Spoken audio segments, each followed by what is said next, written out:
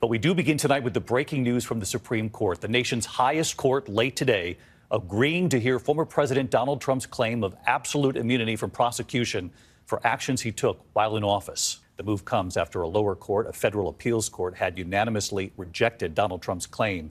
This move from the Supreme Court to decide this will delay the federal case brought by special counsel Jack Smith for Trump's alleged actions to overturn the election and January 6th. So tonight here, how soon could the Supreme Court decide this? And if they don't decide in Donald Trump's favor. En Estados Unidos, las decisiones judiciales rara vez alteran los fundamentos del poder, pero en enero de 2026 se trazó una nueva línea entre la autoridad presidencial y la responsabilidad penal. El 10 de enero, en una sesión esperada por juristas, parlamentarios y analistas, la Corte de Apelaciones del Distrito de Columbia dictó una sentencia que alteró el eje institucional, en torno al cual giraba la tesis de la inmunidad presidencial. En lenguaje directo, el panel rechazó la posibilidad de que un presidente se concediera a sí mismo el perdón, poniendo así fin a años de especulación jurídica sobre la existencia de un escudo absoluto contra la responsabilidad penal. Se acordó que el perdón, como instrumento constitucional, presupone otro. No es compatible con la lógica del sistema permitir que alguien se convierta en juez y beneficiario de su propia causa.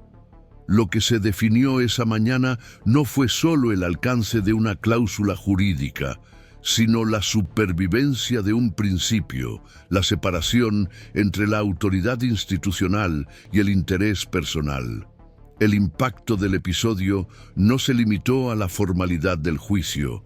Lo que se observó en las horas siguientes fue una rápida rearticulación del ámbito jurídico y político.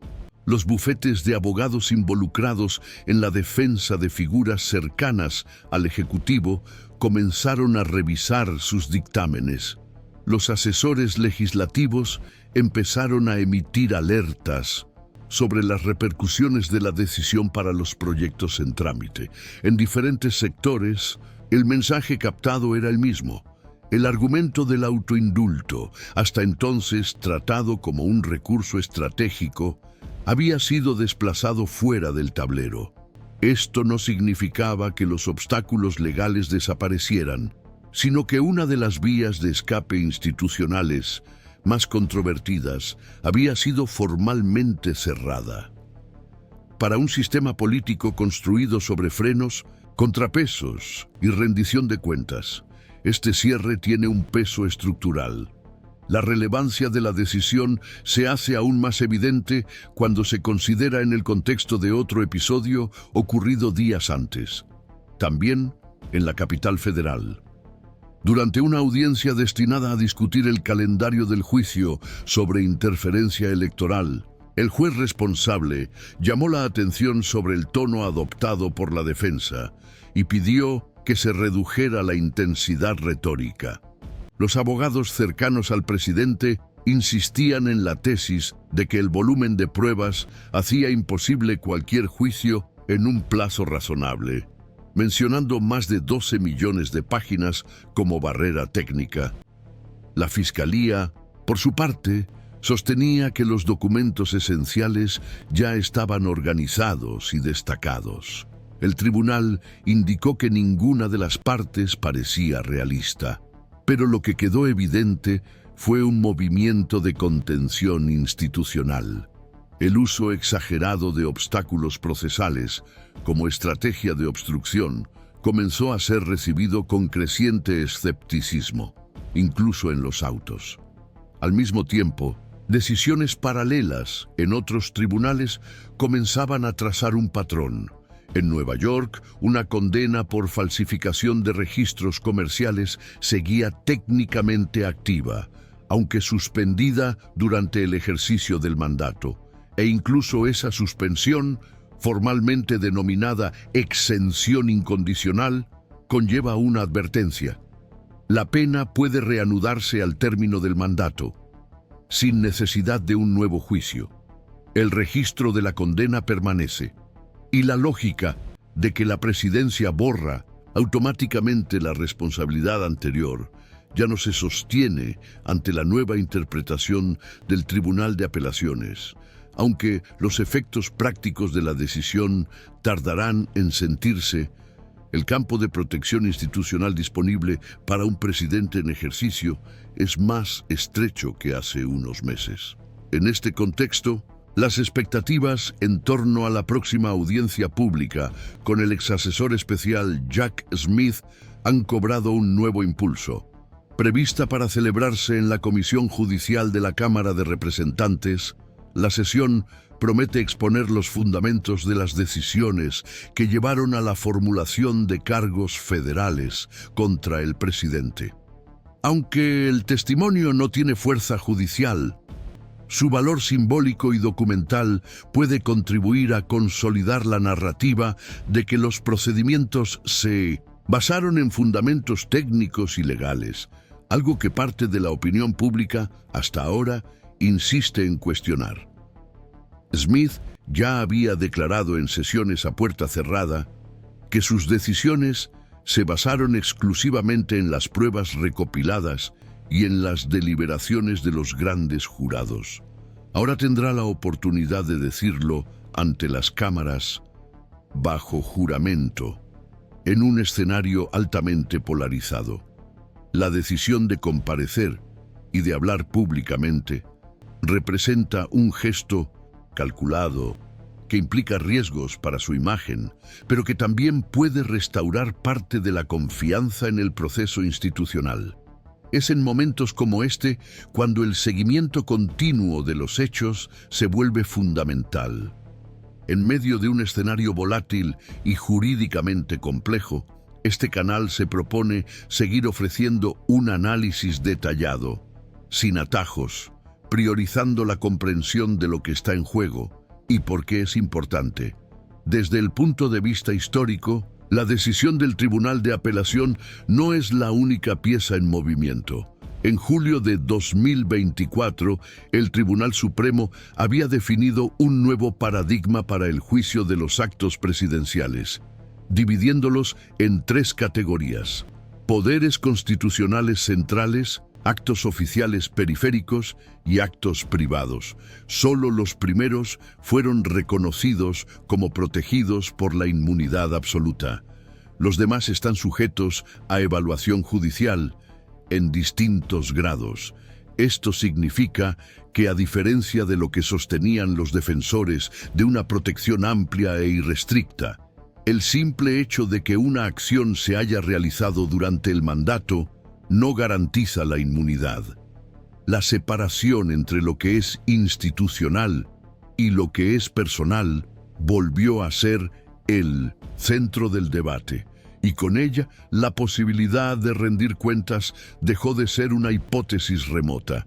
Al declarar inconstitucional el autoindulto, el Tribunal de Apelación no solo invalidó un argumento, señaló que hay límites para la autodefensa institucional. Y al hacerlo, reafirmó que la presidencia, aunque poderosa, no está fuera del alcance de las normas que regulan la vida pública estadounidense.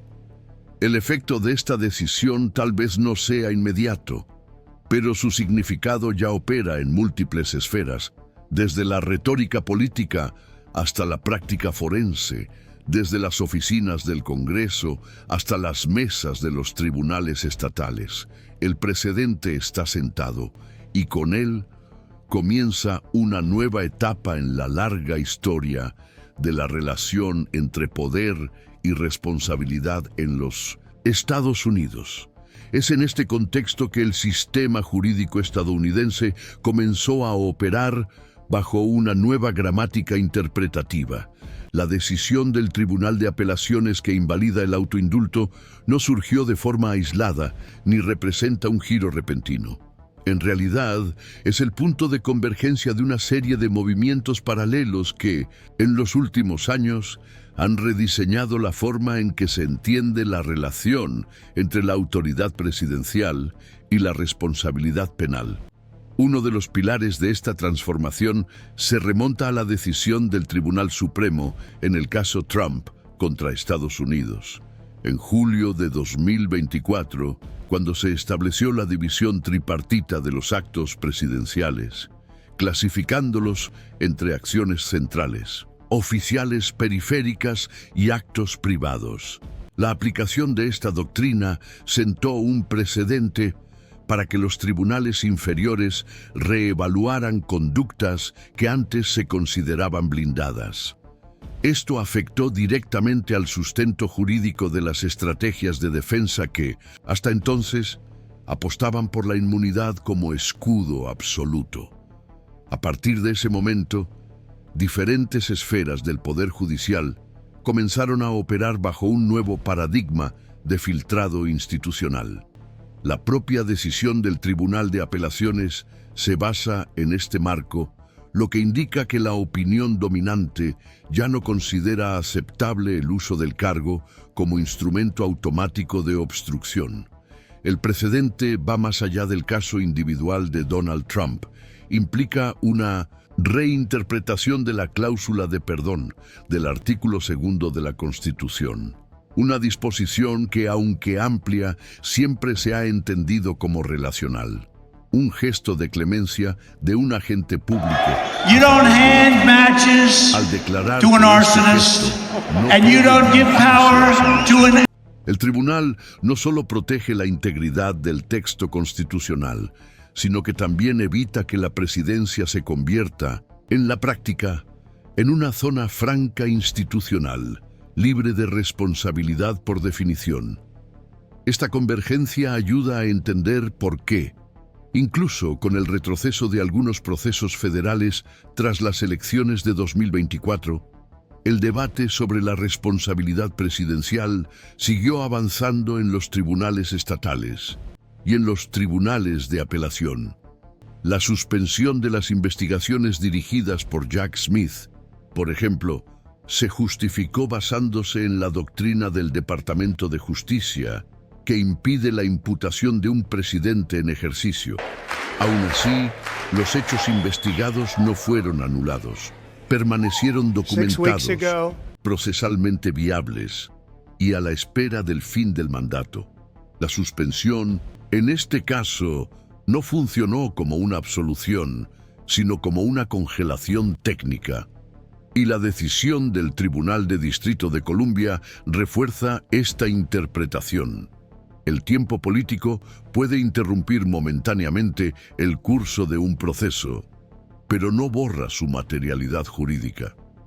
La interpretación institucional de esta secuencia de acontecimientos encuentra eco en decisiones más recientes relacionadas con el uso del poder ejecutivo con fines electorales. En enero de 2026, dos jueces federales emitieron sentencias distintas contra medidas tomadas por la Casa Blanca. En uno de los casos, la interrupción de las transferencias para proyectos de energía limpia se consideró ilegal, ya que la suspensión de los fondos se basó en el patrón de voto estatal durante las últimas elecciones. La justificación política para la distribución desigual de los recursos federales fue interpretada por el tribunal como una violación de la cláusula de que es igualdad de protección de la Constitución.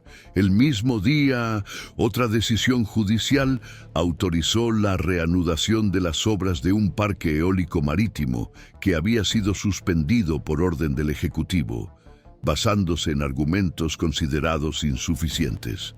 Ambos casos ilustran una reciente disposición del Poder Judicial a reexaminar los actos administrativos que traspasan los límites tradicionales de la competencia ejecutiva, incluso cuando se justifican con el pretexto de la política pública. Estas decisiones no solo refuerzan la tendencia hacia una mayor vigilancia institucional, sino que también muestran que los tribunales han comenzado a operar con criterios más estrictos para evaluar cuándo el ejercicio del poder público se aleja de su finalidad original. La idea de que determinadas acciones son oficiales por haber sido realizadas en el ejercicio de un cargo ya no es suficiente. Es necesario demostrar una finalidad legítima, la conformidad con los principios constitucionales y, en muchos casos, la ausencia de beneficio personal directo. Este nuevo rigor interpretativo modifica el equilibrio de poder entre los tres poderes de la República y, al hacerlo, reaviva un debate antiguo, pero siempre actual. ¿Cuál es el alcance real de la autoridad presidencial cuando se enfrenta a los límites del Estado de Derecho? Mientras el ámbito jurídico se reorganiza, el campo político intenta asimilar los cambios. Parlamentarios de diferentes espectros ideológicos han comenzado a discutir con mayor frecuencia la posibilidad de leyes que definan con mayor precisión los límites de la inmunidad. Ya circulan propuestas en este sentido en comisiones técnicas, aunque su tramitación depende de la correlación de fuerzas en el Congreso.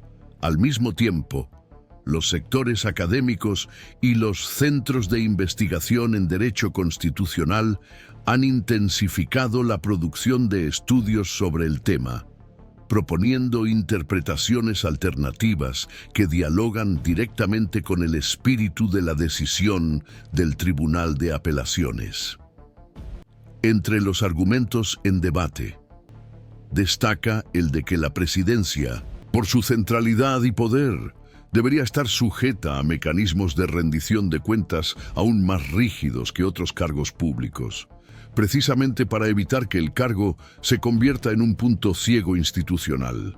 Para quienes siguen estos temas de forma continua, cada vez es más evidente que no se trata solo de un enfrentamiento entre individuos, partidos o estrategias de defensa. Lo que está en juego es la redefinición práctica de los contornos del Ejecutivo en un escenario de creciente judicialización de la política.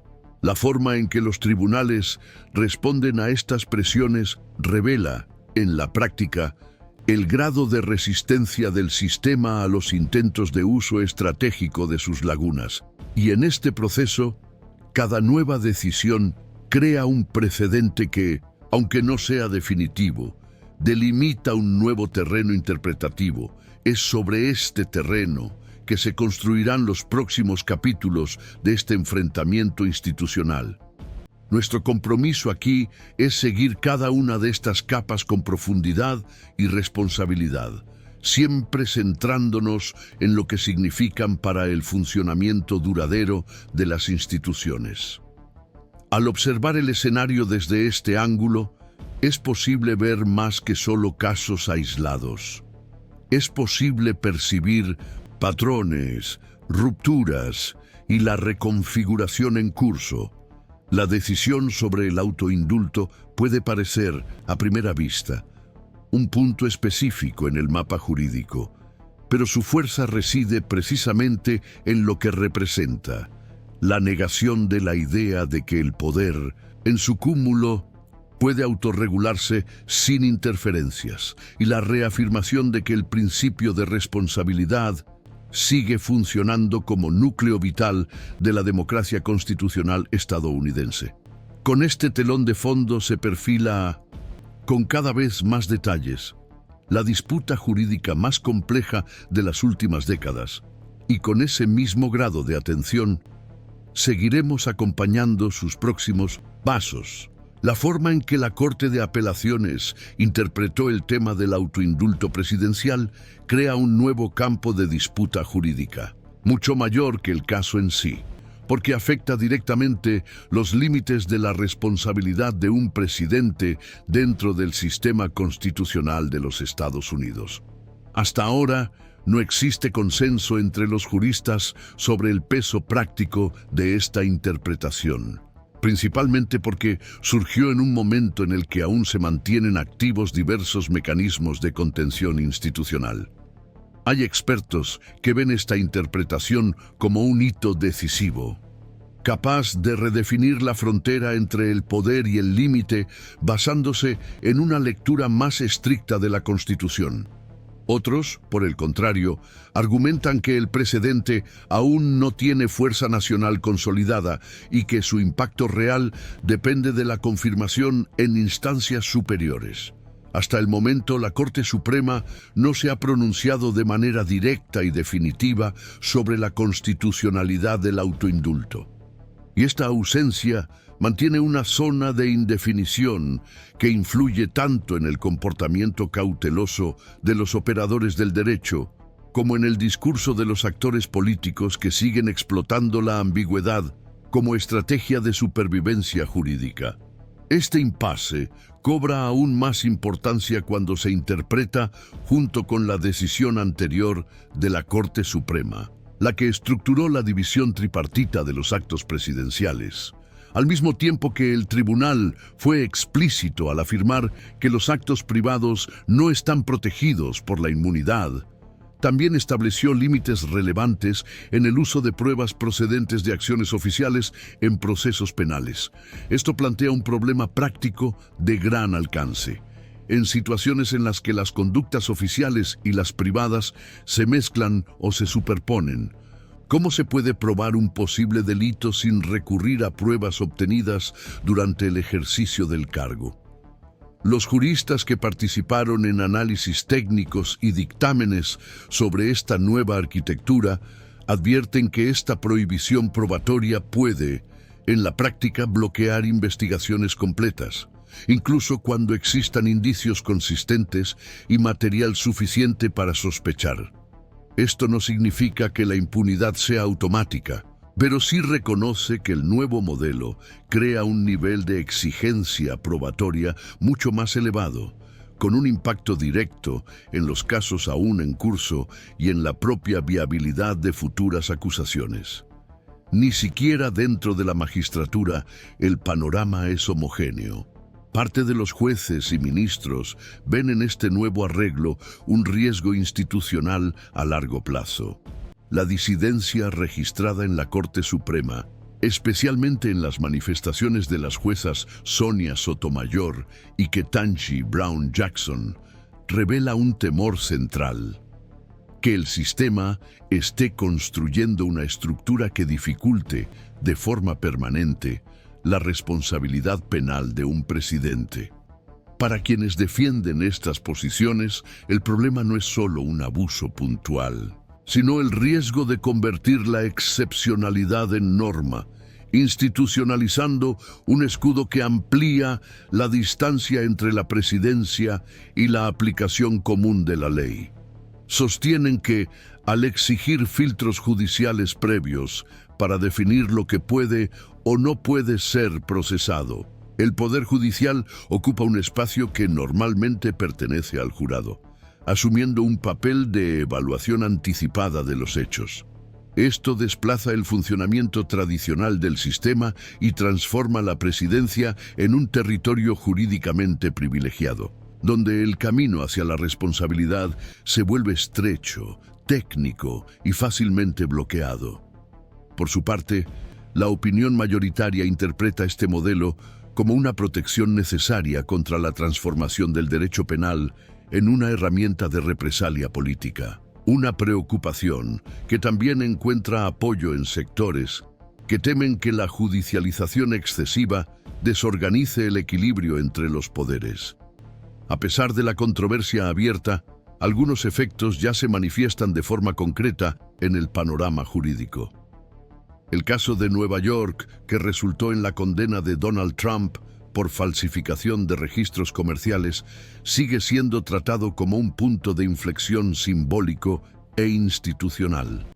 Aunque la pena fue suspendida debido a la victoria electoral, los expertos refuerzan que la suspensión no significa anulación. La condena sigue registrada y podrá volver a surtir efecto al término del mandato. Paralelamente, la Fiscalía del Estado evalúa alternativas para federalizar partes del caso, lo que podría ampliar el conjunto de pruebas y abrir nuevas vías de responsabilidad. Si los tribunales consideran que los pagos registrados como gastos legales en realidad funcionaron como una estrategia para ocultar una conducta personal relacionada con fines electorales, entonces el argumento del acto oficial pierde consistencia y, al perder esa clasificación, el intento de mantener la inmunidad también se debilita. Varios analistas señalan que el sistema ha entrado en una nueva fase, en la que la disputa jurídica ya no se refiere solo a acontecimientos anteriores, sino que comienza a moldear el futuro del propio cargo presidencial. El rediseño de los límites del mandato no solo repercute en Donald Trump, reorganiza el comportamiento esperado de los futuros presidentes, altera el patrón de lo que se puede hacer en el ejercicio del poder y define cómo se puede responsabilizar a alguien después de dejar el cargo. Lo que se está poniendo a prueba ahora no es solo la resistencia formal de la Constitución, sino la capacidad real de las instituciones para aplicar las normas de manera coherente en un país atravesado por una intensa polarización. Esto exige de los tribunales precisión técnica, pero también conciencia histórica, porque cada decisión abre caminos y crea precedentes que van más allá del caso inmediato. La tensión entre la autoridad presidencial y la rendición de cuentas no es una novedad en la historia constitucional de los Estados Unidos, pero adquiere formas más delicadas en un momento en que la distancia entre las instituciones y la opinión pública se ha reducido radicalmente. Las redes de comunicación han acelerado la circulación de lecturas incompletas e interpretaciones simplificadas, a menudo moldeadas para servir a intereses políticos. Esto amplía el desafío del Poder Judicial. No basta con decidir. Es necesario que el sistema logre preservar la integridad y la comprensión real de las decisiones, evitando que se reduzcan a eslóganes o versiones convenientes. Por eso, el escenario actual exige una contextualización constante. Lo que se discute en los tribunales no es solo una secuencia de acontecimientos, sino el propio diseño institucional de la democracia estadounidense. Entre los constitucionalistas, la interpretación predominante es que los próximos pasos intensificarán las tensiones entre los tribunales federales, las autoridades estatales y el Congreso. Un posible cambio legislativo sobre la inmunidad presidencial podría reforzar o contradecir las líneas interpretativas construidas recientemente, creando nuevos choques entre los poderes. Además, los casos aún pendientes, especialmente los clasificados como mixtos, con elementos oficiales y personales, servirán como pruebas decisivas para medir hasta dónde llega la eficacia del nuevo modelo. Si la Corte Suprema decide revisar el tema y establecer criterios más claros, este gesto será determinante para estabilizar el régimen jurídico emergente. Pero hasta que eso suceda, la disputa seguirá abierta. La propuesta de este canal es seguir este proceso de manera continua, ofreciendo análisis directos, claros y contextualizados sobre cómo el sistema institucional reacciona, se ajusta e intenta preservar la coherencia bajo presión. En un entorno en el que los hechos se acumulan rápidamente y las interpretaciones cambian con cada ciclo de noticias, es indispensable comprender lo que aún está indefinido. El debate sobre el autoindulto es solo una parte de un rompecabezas más grande, que implica la definición de límites, la reconfiguración de protecciones y la posibilidad real de responsabilizar a figuras centrales de la vida pública estadounidense. Mientras la Corte Suprema no presente una decisión final y explícita sobre la constitucionalidad del autoindulto, y mientras sigan surgiendo nuevos casos en los tribunales federales y estatales, la controversia permanecerá abierta. Y esta apertura, aunque incómoda, también puede verse como una señal de vitalidad institucional. Un sistema que sigue intentando sostener, incluso en medio de la presión, la idea de que la ley debe estar por encima de cualquier cargo, incluso del más poderoso del país.